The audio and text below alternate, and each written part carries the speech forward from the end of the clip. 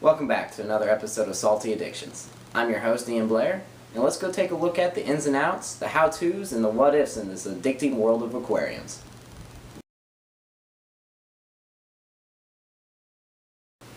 It's all about the water. After all, our aquatic friends are relying on us to provide them with the perfect home.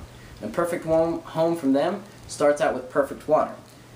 So, if you remember, I was going to talk about the ins and outs of this hobby. Well, tap water, it's out. And it's way out. But why? Well, tap water in most of our cities now is being cleaned and disinfected by using chlorine and chloramines. Chlorine and chloramines are toxic to our fish. And as much as we pay for some of these fish, we don't want to be killing them. And especially from just negligence on our part. So, how do we fix this? Well, there's a lot of products out on the market today. Some cheaper, some more expensive. One being a water conditioner, such as this. You add just a couple drops to the water you're adding to the aquarium. It's supposed to take care of the problem. This works for fresh water, and I've seen some people use it in salt water and have success. But in my opinion, again, this is not going to be your best option, so it's out. Where's that leave us, though? If we can't use tap water and we can't use something to purify that tap water, what are we going to do? Well, we're going to use something like this. This is an RO unit, or an RODI. RO standing for reverse osmosis and DI standing for deionizing. This particular one is from Bulk Resupply. My favorite thing about it is you can start off with a very basic product, and it is easy enough to add to, so as your needs change or needs increase, you can increase this unit without buying another unit. And then, after all, expandability is one of the aquarium, saltwater aquarium hobbyists' end goal. We're all trying to expand, we're all trying to go bigger. And when we're talking about water, if you're getting more water, you need to be able to purify more water. This unit does it for you. So, with that said, how's it work? Well, water's going to come in from some kind of water source through a tube like this. It's going to feed into here, which is a sediment filter. The sediment filter takes out a lot of the muckiness of the water, the dirt and stuff. From there, it's going to flow into a carbon block that takes the odor along with everything else to a point. Each one of these filters is taking more and more out of the water.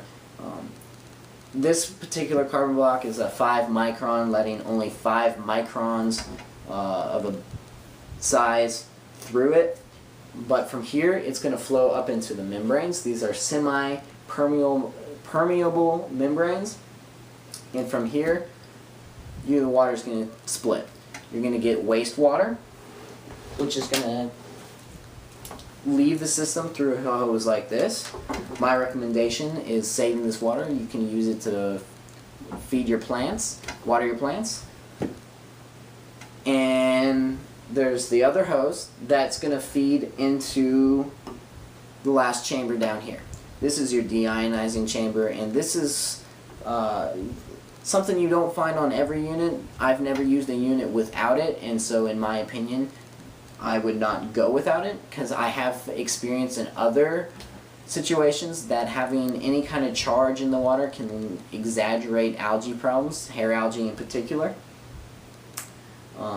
But from here, it's going to leave, and you can put it then into your aquarium with a hose like this. Now, all of these hoses are the same, they're just different colors. It keeps it nice and simple knowing what water goes where. After all, you don't want to be putting your wastewater into your aquarium, because that's putting everything we don't want in there. So now that we got the water all clean, I had said that you can add some things onto this unit.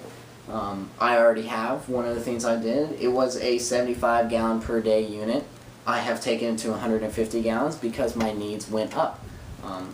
Having a 120 gallon aquarium, I didn't want to take 2 days to fill it up, so I went ahead and invested this.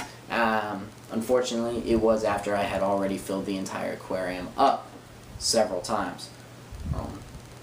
Would have made the process go a lot faster. I added this pressure gauge. This just lets me know when I need to start changing out some of my membranes and the rest of the filters. When the pressure drops, it means that it's not working in its proper range, and generally that means it's because your filters are getting clogged. Make sure you get a baseline though, so you know how much pressure you're putting into the system to start out with. I also added a flush valve, and this is one thing I would always recommend doing. I use the flush valve before and after, and all it does is it bypasses the restrictor for the membranes, and it allows more water flow through them, and that takes a lot of this sediment creep out of the system that can end up causing some of your deionizing resins to go bad and some of your other filters to go bad faster. And so this is something I would definitely recommend. Overall though, when we got the clean water, what are we going to do to maintain that water in our aquarium? That's for another video. If you like this video and want me to bring more just like it, this is what you can do for me. Leave me a comment, give me one of those nifty little thumbs up, and most importantly, go hit that subscribe button. Also, you can go check out my Facebook page at facebook.com/saltyaddictions.